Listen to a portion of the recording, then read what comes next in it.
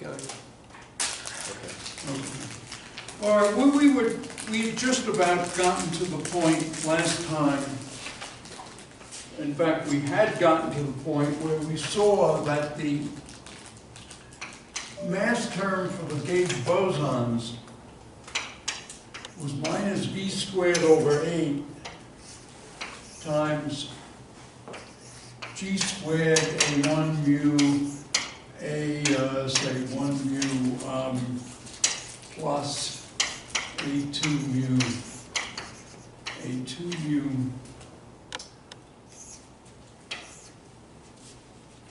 and then another term which was minus g a3 mu plus g prime b mu times minus g a mu 3 plus g prime b mu. And so what we had said was there are the mass eigenstates of w plus and minus 1 over root 2 a1 mu minus or plus I a2 mu and z mu, which is 1 over square root of g squared plus g prime squared times g prime a3 mu minus g prime b mu, and then there's an orthogonal field a mu, which is 1 over square root of g squared plus g prime squared times now g prime. All right, hey, I got this wrong. I was reading the wrong line in my notes. And this is g prime a3 mu plus g b mu. And what we see are that these are massive. This one is massless. And the masses here are mw is gv over 2, mz is square root of g squared plus g prime squared times v over 2. And it turns out that mw has, the mass has been measured as 80.385 GeV over c squared, and for the z, this is 91.1876 GeV over c squared. So these gauge bosons are about as massive as I don't know, an aluminum nucleus, something of mass, something with 80 or 90 nucleons. Yeah. Look, I can't read the very top. L sub m equals minus v squared over something. 8. 8. Okay. And as we'll see in a moment, we're going to identify the absolute value. In fact, Weinberg and many other people use E as the absolute value of the charge of the electron. And this is gg prime over the square root of g squared plus g prime squared.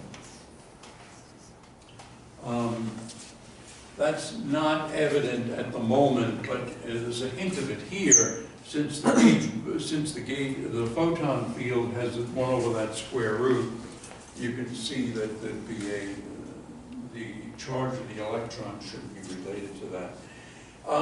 Anyway, these masses were measured at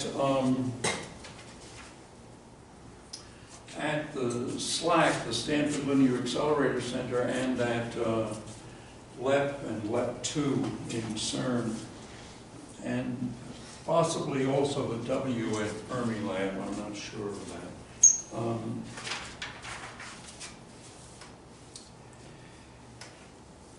anyway, the original gauge bosons are A1 mu equal to 1 over root 2 W plus mu plus W minus mu.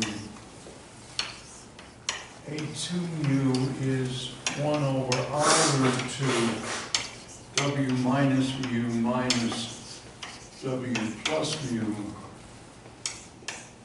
A3 mu is 1 over the square root of G squared plus G prime squared, G prime A mu plus G Z mu, and then B mu is 1 over square root of G squared plus G prime squared times G A mu minus G prime Z mu. So those are the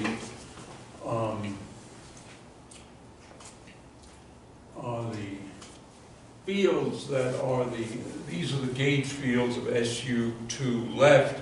This is the gauge field of the U1 of hypercharge. Now, in terms of all these gauge fields, we have a covariant derivative. And the covariant derivative is the identity matrix times an ordinary derivative plus I G sigma A over 2.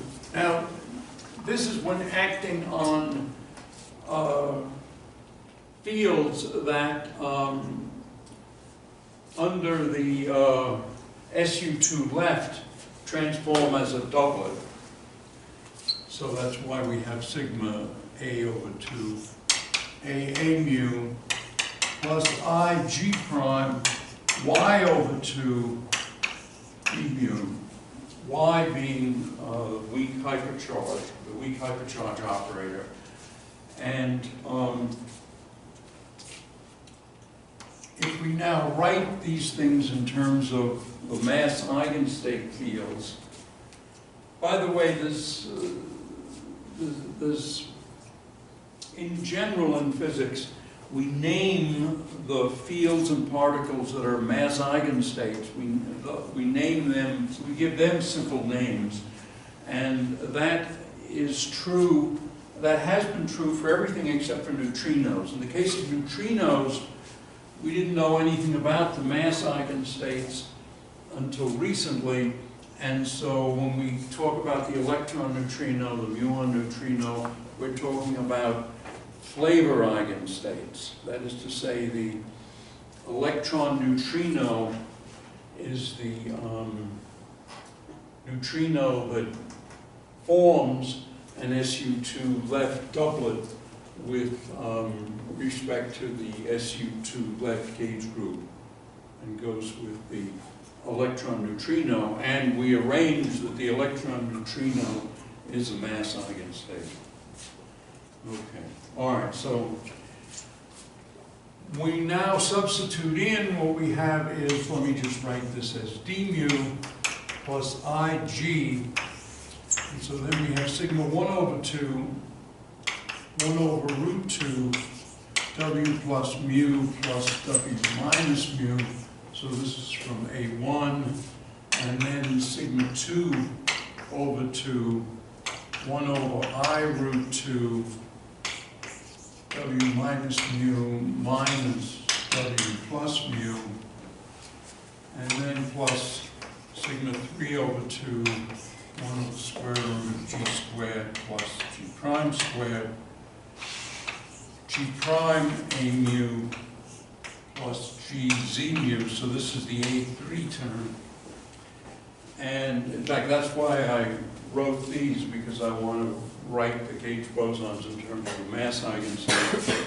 And then finally, well, not finally, but ig prime y over 2, 1 over square root of g squared plus g prime squared, and this is g mu minus g prime z mu.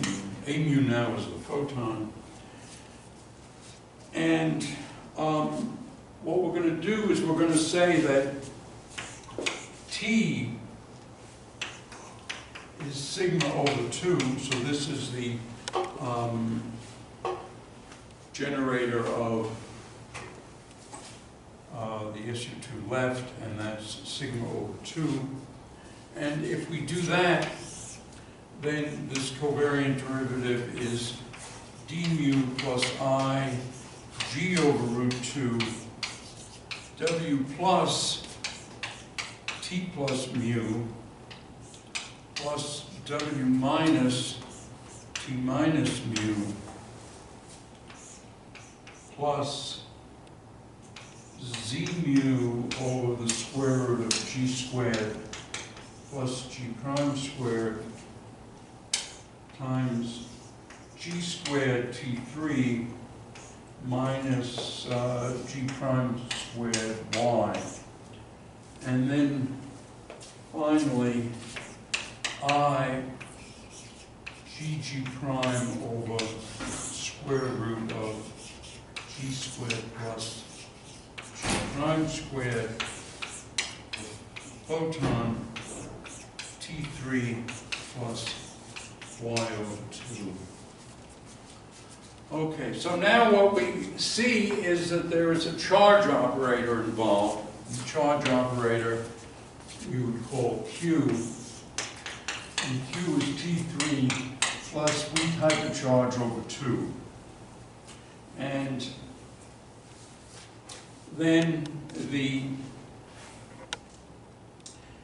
since that's the charge operator, the actual charge of the proton then is this thing.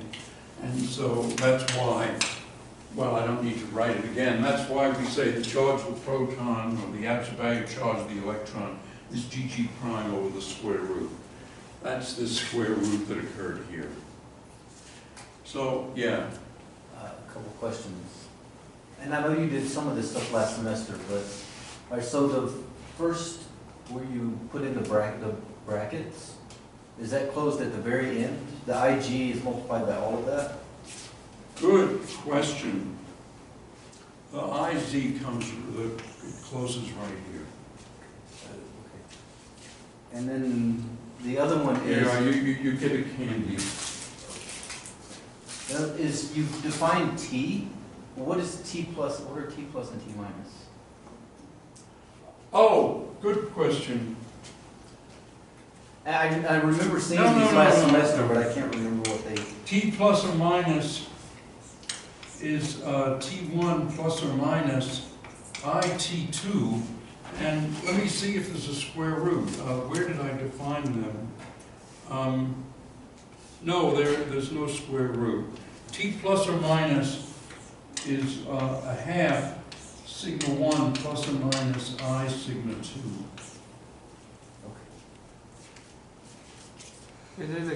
And by the way, I derived all this from the Lagrangian, basically, without really looking very much at standard textbooks. So there could be factors of 2 or I somewhere. In fact, this afternoon I found that I had been sloppy with the weak hypercharge, and I had to put in 1/2.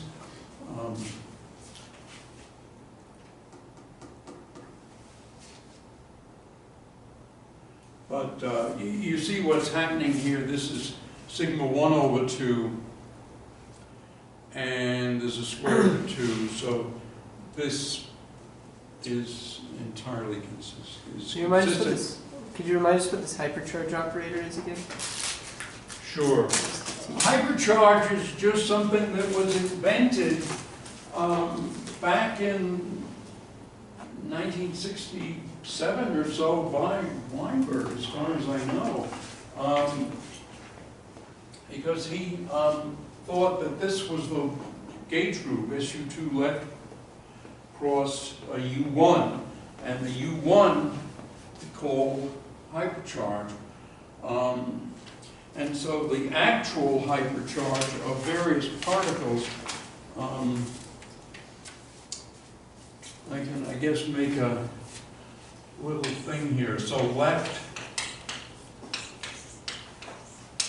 right, and leptons, which would be nu and E, these have y equal to -1. Quarks, which we'll call Q left, have, and Q left would be, for example, up and down, have y equal to, now I'm writing, yeah, 1/3. Right-handed charged leptons, so this is E right minus mu minus tor right, E right, mu right, tor right, have y equal to -2. The right-handed up quarks, so U right, have y equal to 4/3. The right-handed down quarks have y equal to -2/3. The Higgs has y equal to 1, so this isn't any more left and right. And the gauge bosons W, Z, and A all have y equal to 0. So in other words, it's a scalar multiple of the identity. It's just a scalar. It's a Why is it's a scalar operator, right? Because it's a U1. So on doublets it acts as the identity. Sure. On singlets it just acts like that. Yeah. And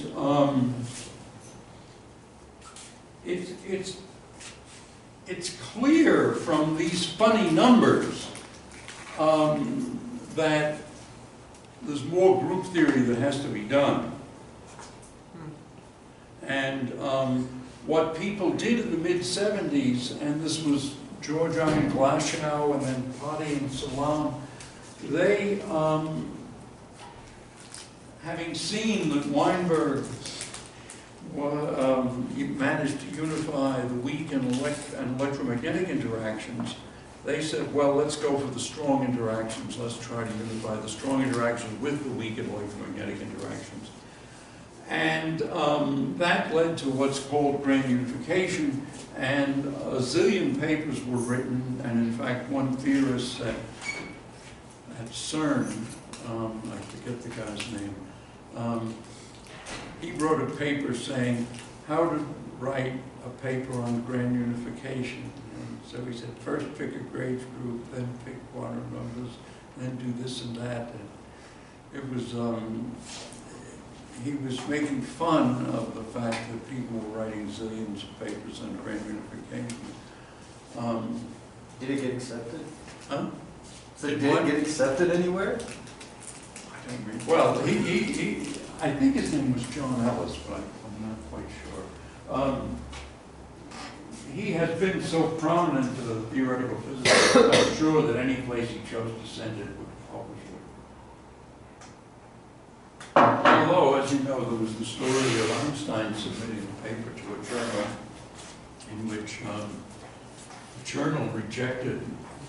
the journal sent the Einstein paper to a rather good relativist who then rejected the paper, and Einstein was furious, and he wrote back and said, I sent this paper to you for you to publish it, not for you to evaluate.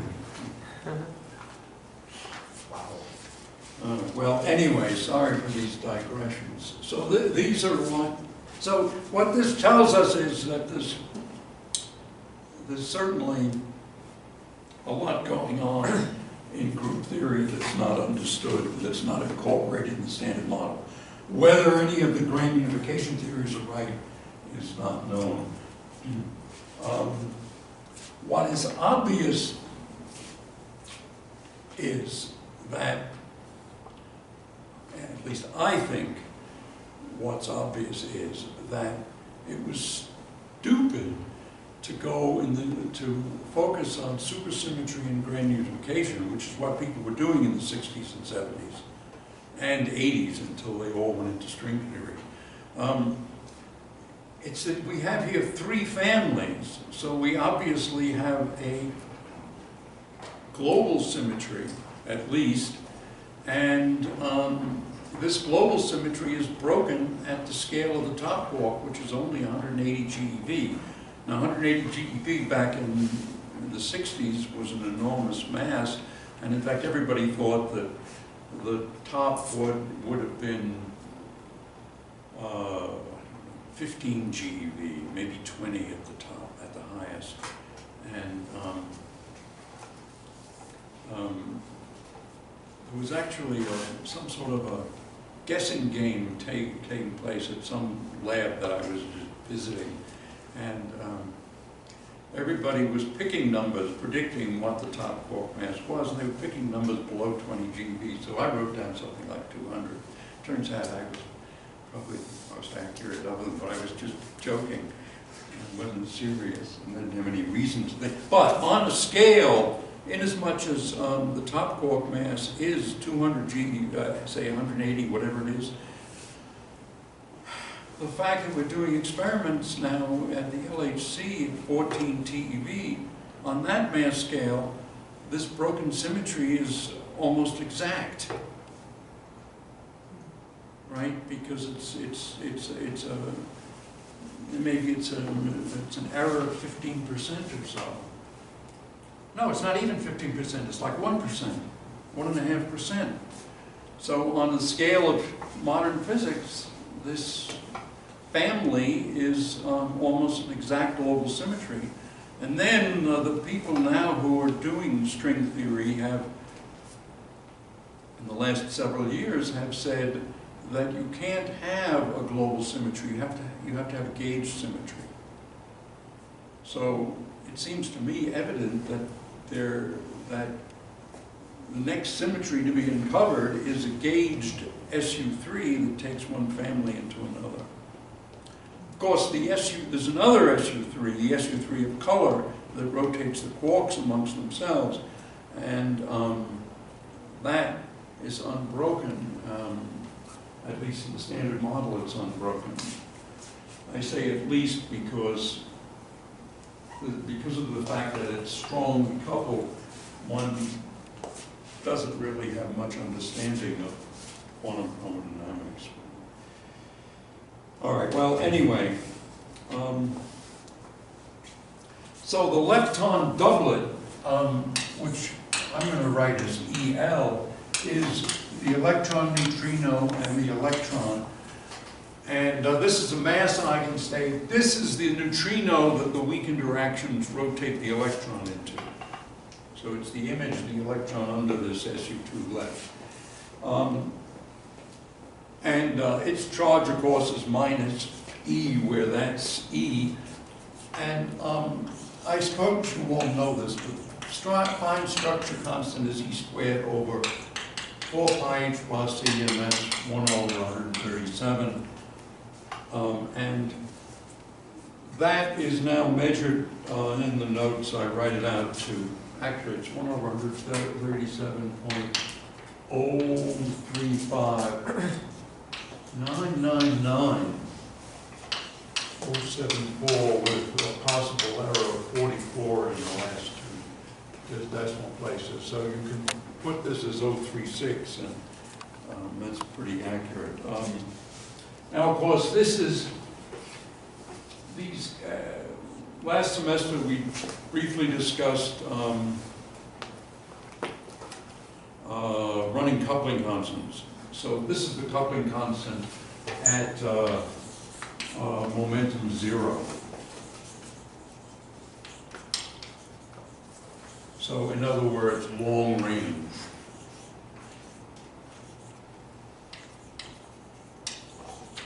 Which is what we mean by charge, after all. The photon-lepton term is Gg prime over this square root of G squared plus G prime squared, A mu T3 plus y over 2, and if we look at that on the lepton doublet, well, this is E A mu. I've written this fraction as simply E. This is T3 plus y over 2, and so this is nu E and E, but it could also be nu mu and mu, or nu tau and tau. And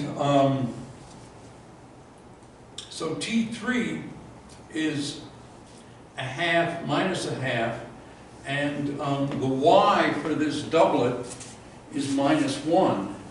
And so we can rewrite this as E A mu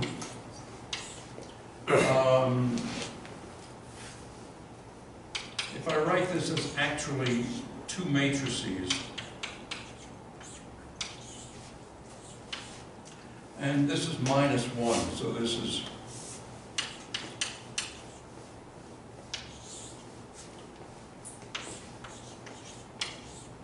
and so you see the -1/2 cancels this, so this is E A mu, and the matrix is 0, 0, 0, -1, nu E, E.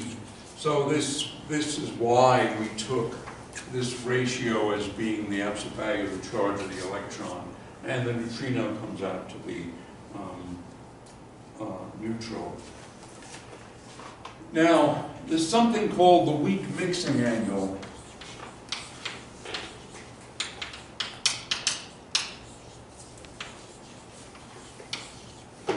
And this is theta, and theta, one calls this theta W, W for weak, because many people thought at the time, or initially, that the W stood for Weinberg. And some people thought that Weinberg was taking credit away from Glasgow and Salam by having a W here, but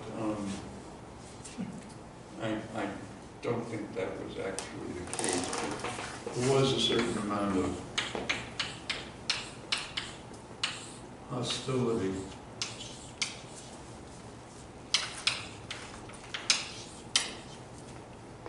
I'm not sure that Glasgow or Weinberg themselves were involved in any of the hostility, but some people around who were, I'm sorry, that's a T.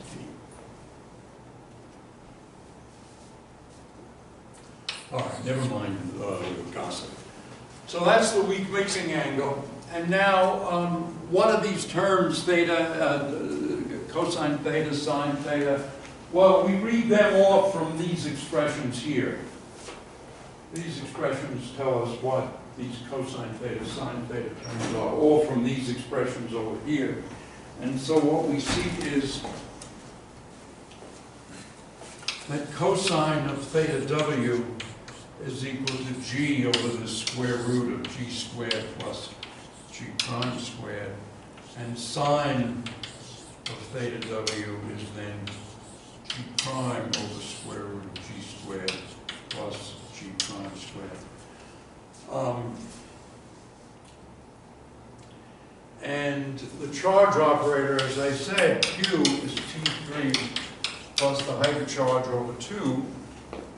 So what we can do is, since we're more familiar with charge and isospin, we can get rid of this unfamiliar one by saying that y over 2 is simply q minus T3. And we can make that substitution everywhere. And so in particular, the coupling to the z, which was over here, it's z, it's got this square root, it's T3, and then minus G prime squared y.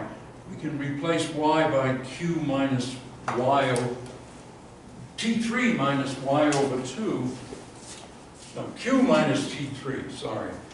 And when we do that, the coupling to the z is z mu. It started out as g squared t3 minus g prime squared y. Actually, y over 2, I think. Is that y over 2 over there? Oh, God. Let me...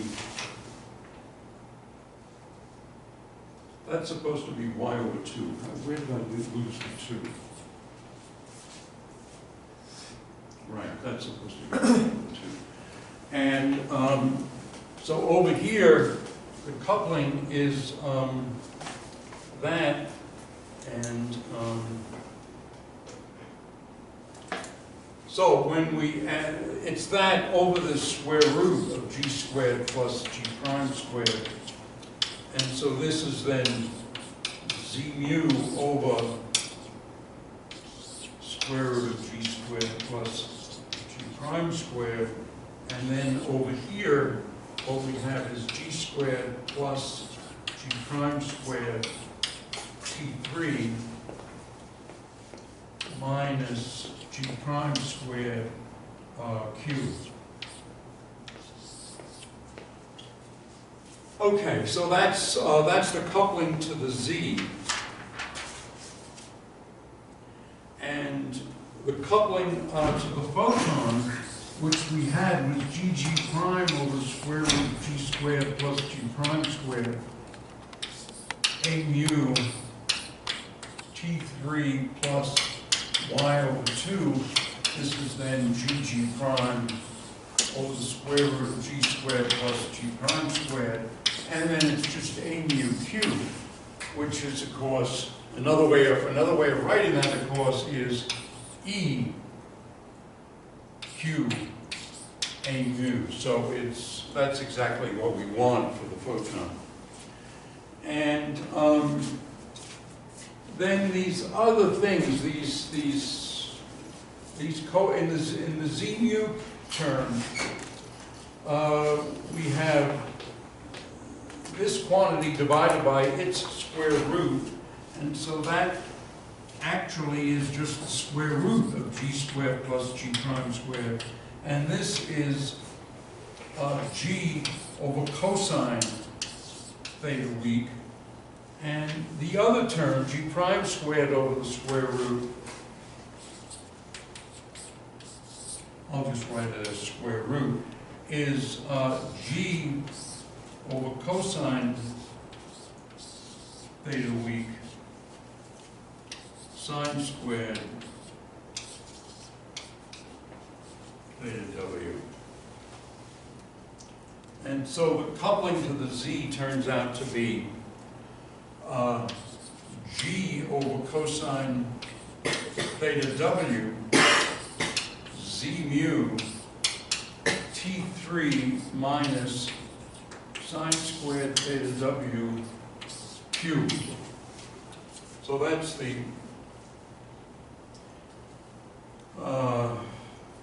coupling to the z. The charge of the absolute value of the charge of the electron then is g times sine theta w. And so the coupling to the photon, well, I've already written it down. We don't need to do that again. But if we now write the covariant derivative again, we have d mu is d mu plus I g over root 2 w plus mu t plus w minus mu t minus plus I z mu over the square root of g squared plus g prime squared g squared t3 minus g prime squared y over 2 plus I g prime over square root of g squared plus g prime squared a mu t3 plus y over 2. That simplifies, or at least it's easier to write as simply d mu plus IG over root 2 W plus mu T plus W minus mu T minus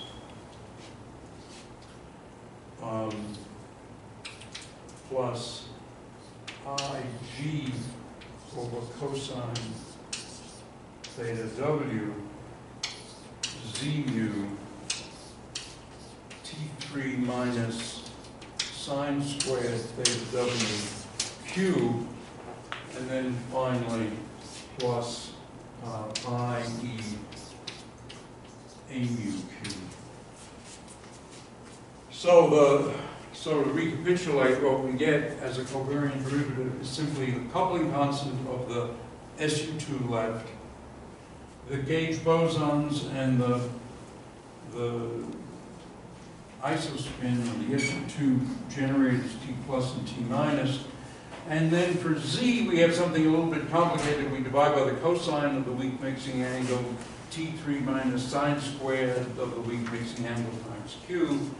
And then for the photon, we have just what we expect.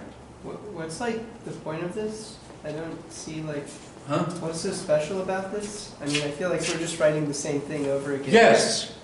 So why Well, does it sound like nice the things? reason is that the way the quarks and leptons interact with the gauge fields and with each other is through this covariant derivative. Sure. So this describes all the interactions. Oh, sure. So I wanted to get simple formulas for them Okay. and show how all of those simple formulas follow from the group theory. Oh, okay. And in fact, everything about the standard model of Lashow, Salon, Weinberg, and Ward that I've done so far is motivated by local symmetry and the breakdown of the local symmetry. Would a candy or two help you? Fine. No? Yes? No, thank you. No, thank you. Okay. So, So far, it's all coming out of the group theory and the symmetry. so is this theta W going to have something to do with some angle in like an SU2 transformation, or how does the theta relate to the group theory? I don't really understand. I mean, it's just a way to make it look nicer, right? Is there some relationship? Oh, well, between yeah, the the theta, it's not so much the theta W, it's that this is a nice way of writing things. This way we get down to essentially particle electric charge. We just have two parameters, G and this weak mixing angle. And that describes the interactions of leptons and quarks with, that describes the electroweak interactions of leptons and quarks. Sure. And the nice thing is that it all came from this group theory. Yeah. Now, a little bit later, if we get to it this afternoon, we'll see an aspect of the standard model that doesn't come from group theory and is just picked arbitrarily. Here, let me, just in case,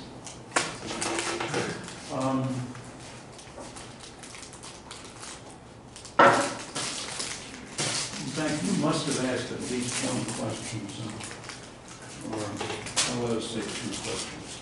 I came back here actually to get chalk. I wound up just getting coffee and okay, let's see.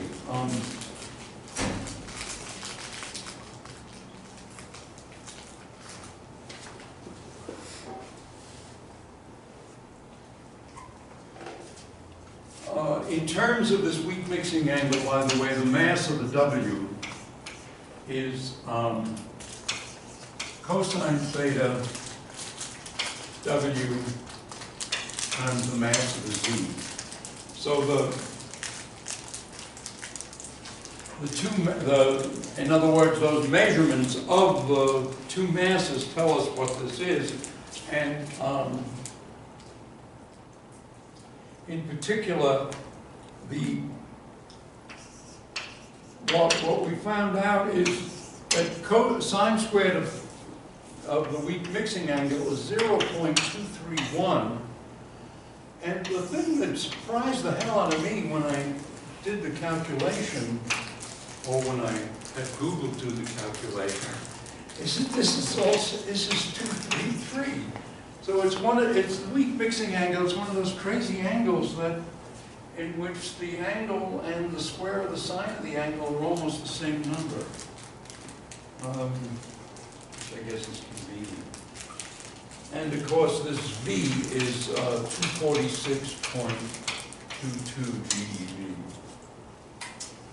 Okay, so now you asked, why do I keep writing down this covariant derivative? Well, it's because this is how things interact. And this comes from the requirement of local symmetry. So first of all, let's look at these charges. We said that Q was T3 plus Y over 2, and I wrote down the Y over 2. In fact, maybe I'm going to go over here since I've got these written down. You just rotate the camera 90 degrees. So what do we have here?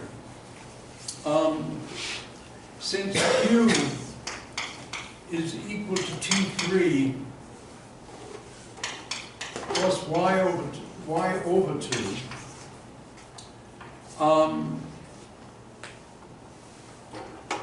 let's look at the right-handed particles first. The right-handed particles, T3 is 0. So Q is just Y over 2, or equivalently, Y is just 2Q. So that's why Y is minus 2 for the charged leptons, and Y is 4/3, which is 2 times 2/3, and 2 times minus 1/3 for the down quarks. And of course, when I'm saying here upright, I also mean charmed right and top right, down right, strange right, and bottom right. So there are actually 9 down quarks because of the 3 colors, and 9 upright quarks. And then over here, it's different, and Y is minus 1, so you get a minus 1/2 from Y, and then you get a minus 1/2 from T3, so that gives you minus 1 for the electron, 0 for the neutrino. And then over here, since the quark doublet, U and D both have Y equal to 1/3, the charges are, for the up quarks, it's 1/2, so QU is 1/2 plus 1/6. And a half is 3/6, so this is 4/6, which is 2/3. And then Q down is 1/6 minus 1/2, and so this is minus 3/6 plus, so this is minus 2/6, which is minus 1/3. So you can. This is how all the chart quantum numbers work out. Okay, if you could swing the camera around a little bit here. So, what about the right-handed covariant derivative? Well, this is just du plus, the w's don't get involved at all, so we just have IG over cosine theta weak z mu times minus sine squared theta w q, and then plus I e a mu q. And sometime you can rewrite this in terms of a tangent if you want. I did in the notes, but I think we can skip that. On the other hand, on the left-handed particles, on the left-handed fields, the covariant derivative is these structures here, and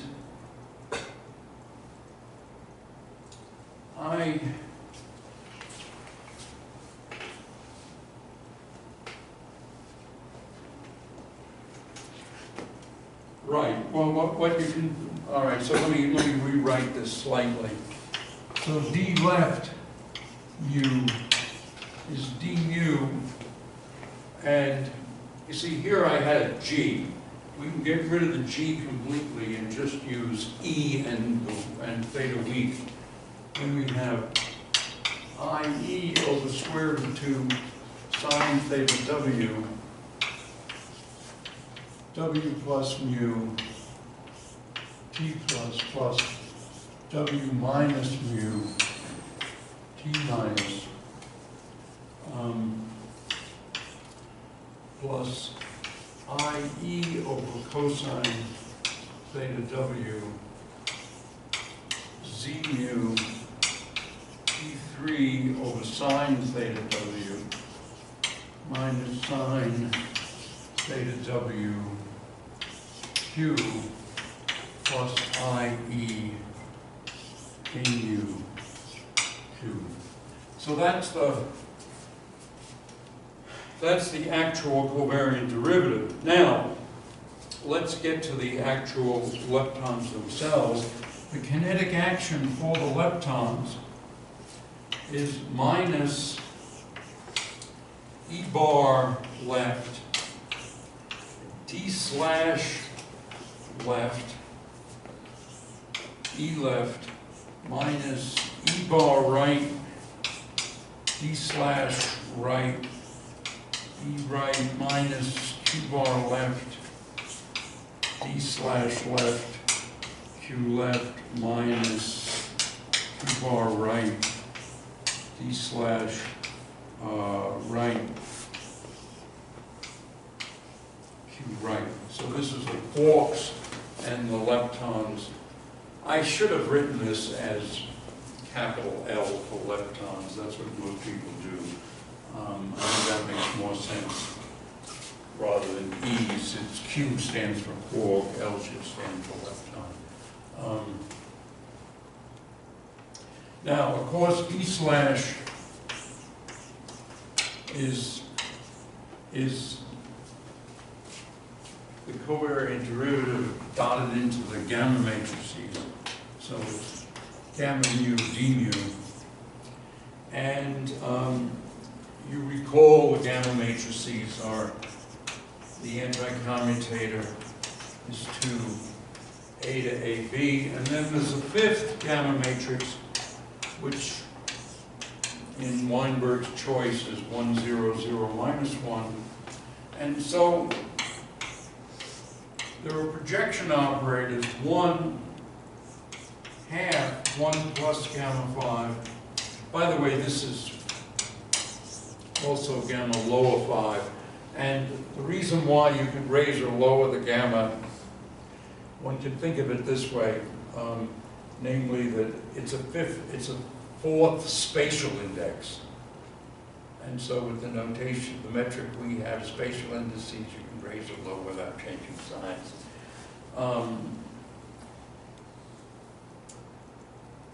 Okay. Gamma 5 is also the product of all of them, right? Huh? Gamma 5 is like gamma 1 times gamma 2 times gamma 3. Yeah. It's a product of all the gammas, and there may be an I or a minus sign there. Yeah.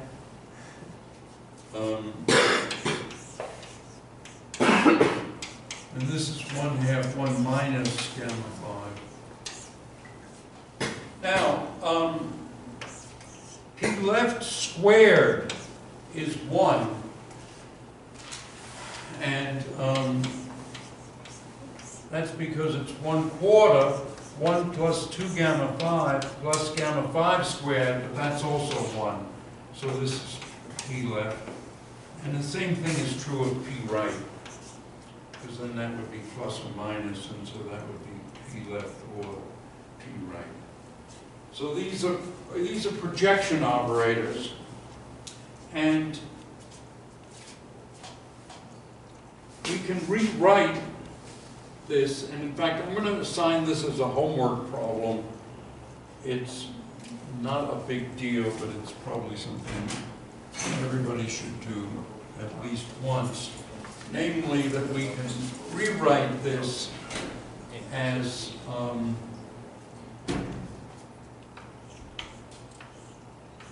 minus 1/2. Oh, I don't know why I'm saying minus 1/2 here. Let me not do it that way. So there's a minus sign there, so I'm going to write it this way as minus E bar left D slash, just D slash 1 plus gamma 5 E. And so there's no L. Minus E bar D slash right 1 minus gamma 5. I'm sorry, there's a 1/2. Well, you've got to put a 1/2 somewhere. Let's put it where it belongs.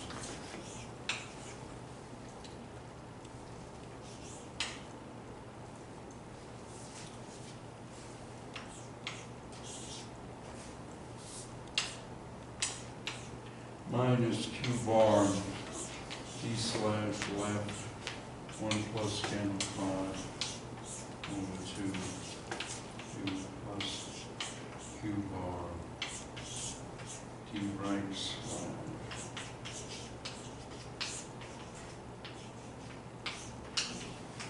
So you can rewrite it that way, and of course I again left out a minus sign.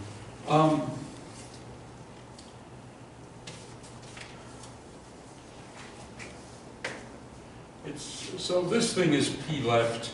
This projects out the upper two components because 1/2, 1 plus gamma 5 is equal to 1, 0, 0, 0. So that is what we call P left. You're writing it this way, it's obviously subtraction operator. And let me just remind you that psi bar is I psi dagger gamma 0. And that is equivalently, it's also written as psi dagger beta, and that's psi dagger 0, 1, 1, 0. So beta is this matrix that's 2 unit matrices in those 2 positions. Okay, so this describes all these interactions, and this 1 plus gamma 5 means, of course, that you're breaking parity in a maximal way. So let's get to masses now. So the Dirac mass term is minus m psi bar psi, and this is minus Im psi dagger gamma 0 psi, and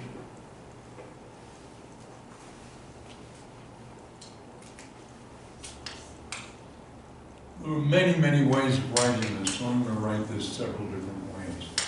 Psi dagger gamma 0 P left plus P right. They add up to the identity psi. And these things are also projection operators, so it's minus Im psi dagger gamma 0 P left squared plus P right squared psi. And of course, gamma 0 and gamma 5 anti-commute. So this business of gamma 5 being a 4th spatial gamma matrix, there's more to it than you might think at first sight, because you see, it anti-commutes with gamma 0, and also with all the other gammas. So it is a legitimate gamma matrix. And because its square is +1, it is spatial. And then if we were doing physics in 4 space and 1 time dimension, we would use Dirac's 4 gamma matrices plus gamma phi. That's what we would use.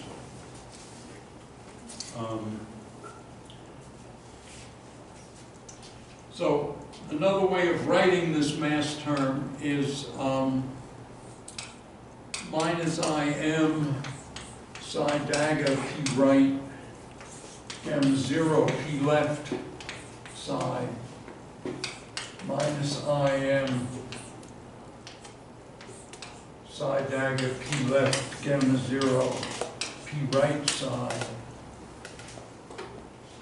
And we can write this again as minus Im p right psi dagger gamma 0 p left psi minus Im p left psi dagger gamma 0 p right psi.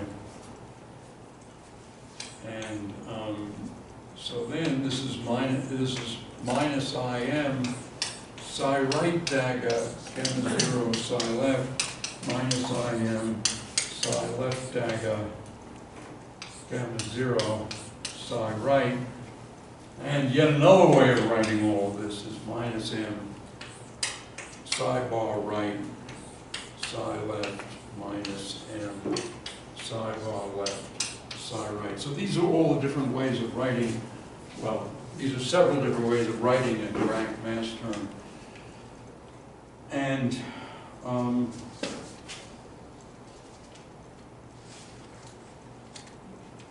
let's see, another thing to keep in mind here is that beta, where did I write this? Beta. Beta is I gamma 0. So I gamma 0 is beta, and this is 0, 1, 1, 0. So we can take, a better way of writing it than the way I wrote it there is to say, take the I gamma 0, and then this would be minus M psi right dagger beta psi left minus M psi left dagger beta psi right. So this is a better way of writing it. And now what you see is that this is minus M, and we have here psi right dagger 0, 1, 1, 0 psi left minus M psi left dagger 0, 1, 1, 0 psi right. And so this is actually minus 2M psi right dagger psi left minus 2M psi left dagger psi right. And so these are the terms that I was talking about last time, or a couple of times ago, namely that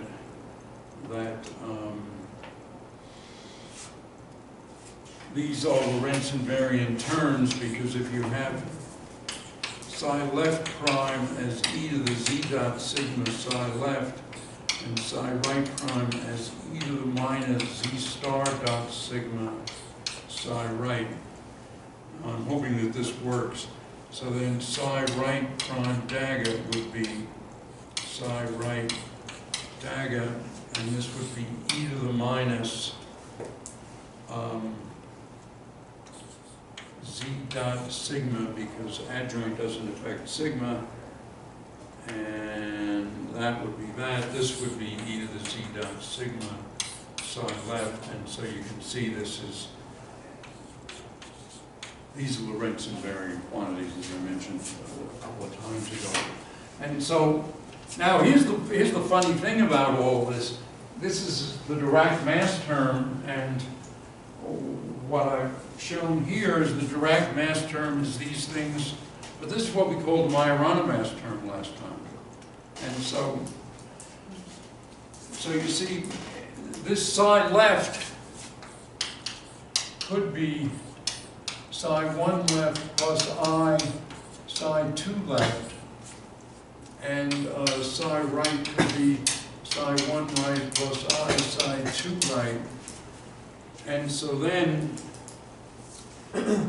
this thing that's psi right dagger psi left is psi 1 right dagger minus I psi 2 right dagger psi 1 left plus I psi 2 left. And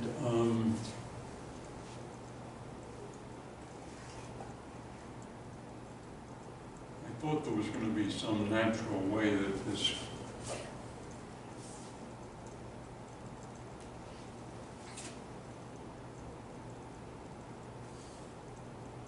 well, all right, let's put it this way. This one times that one is, this is a Majorana mass term for psi 1. This is a Majorana mass term. The product of these two is a Majorana mass term for psi 2. What you have with the Dirac mass term is that it's two Majorana mass terms, this one plus this one, plus two cross terms.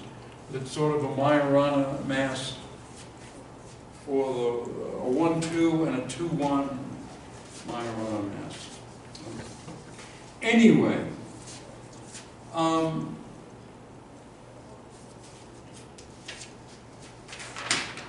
let me get back to these masses that I was talking about. What we've got here is in the vacuum we have something like this. Q left dagger, H, D right. So this is a Lorentz gauge invariant coupling. This is the Higgs doublet, the right-handed down quark, which is a singlet under SU2 left because it's right, not left. And so to write this out more explicitly, this is nu left dagger, comma E left dagger, dotted into H plus H0, and in fact there's a 1 over square root of 2, if I recall correctly, D right vacuum. Now, in the vacuum, we're imagining that, in fact it's true, that the neutral component of the Higgs field gets a mean value of V. And so this is actually, this V just multiplies this one, whereas the nu dots into the H plus, which we're saying has a 0 as a mean value in the vacuum. And so this turns out to be E left dagger V over root 2 times D right. So E left D, oh, these were quarks, sorry. This is an up quark. And this is the up. Wait a second, if I'm talking. This is up and down, sorry. Up quark, up left, down left.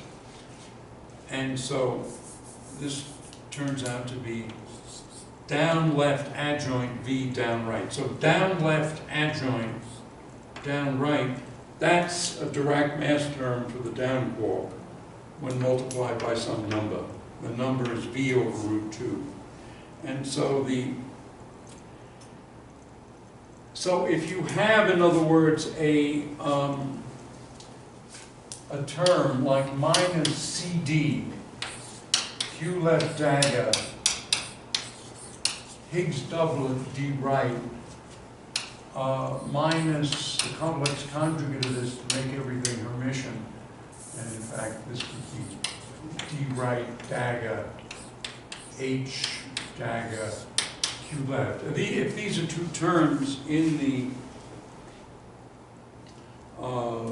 action, then what one gets is that the mass of the down quark is the absolute value of C sub D times V and over root 2.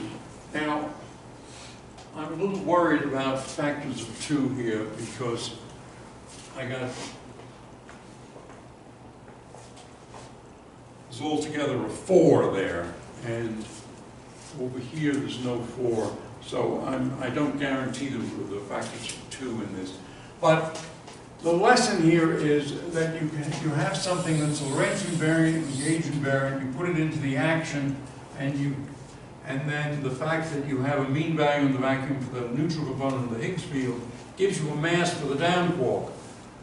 What's, to me, very upsetting is that this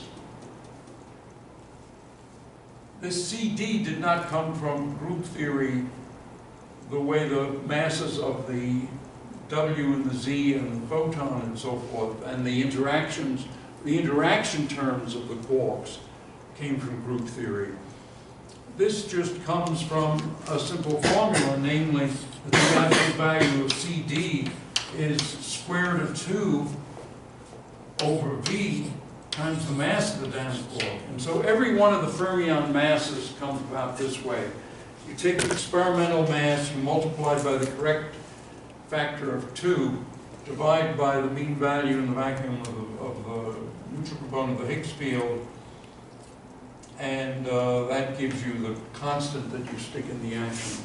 So that's very unattractive in my book. I think in everybody's book. There is one more trick here. So this was for the down quark. For electrons, it's a similar business. Namely, you have in the vacuum minus some constant for the electron. E left dagger, H, E right, well, just right, plus the Hermitian conjugate, right is HC. And this gives you V over root 2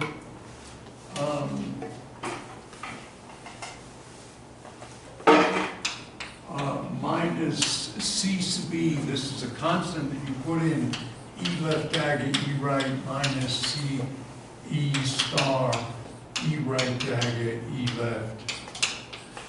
So once again, you just set absolute value of CE equal to the mass of the electron divided by V divided by root 2. And so that's not very profound. What is a little more interesting and more subtle is that the Higgs transforms this way. It's IG sigma, let us say sigma dot theta over 2 plus IG prime y over 2 times some, theta, let us just say alpha, times Higgs, where this is a doublet, 2 complex numbers, a doublet of complex numbers. So the point is that sigma 2 H star prime, what is that? Well, that's sigma 2 e to the I g sigma dot theta over 2. Let me leave out the hypercharged because that's sort of trivial here. We put in sigma 2 h, because sigma 2 squared is 1. Then if we commute through the sigma here, actually I left something out, there's a star here because right, this is sigma 2 times h star prime. H star prime has a complex conjugate and a minus sign there. So then, moving the sigma 2 through, you get a minus sign on the 1 and the sigma 1 and sigma 3. You don't affect sigma 2. On the other hand, the minus sign cancels the complex conjugate, effective complex conjugation on sigma 2, but not on sigma 1. And so what this is e to the ig sigma dot theta over 2 sigma 2h. So in other words, sigma 2h, I left out the star.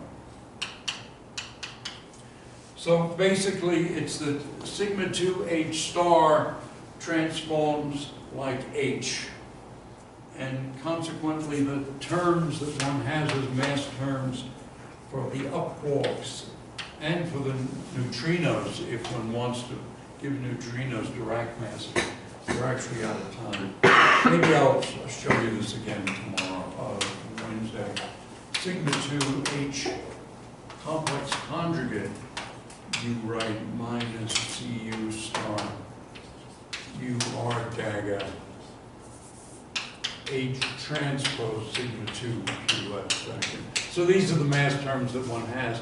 And the point is that sigma 2 h star transforms like h, and so we can have q left dagger. And then if we look at this, this is 0v in the vacuum, and then we have a sigma 2, which is 0 minus I 0. And so this puts the v in the upper slot, and consequently it can multiply the up quark. So this is the way you give masses to the up quark. And if you want, to the neutrino. Although neutrino masses, maybe I'll say something about them also next on Wednesday. Nobody knows really how the neutrino masses get their masses. But one way is just the same old unsatisfactory way. Another way, there are interesting ways. One of them connects with effective field theory. In other words, path integrating over heavy things. All right, why don't we quit for now?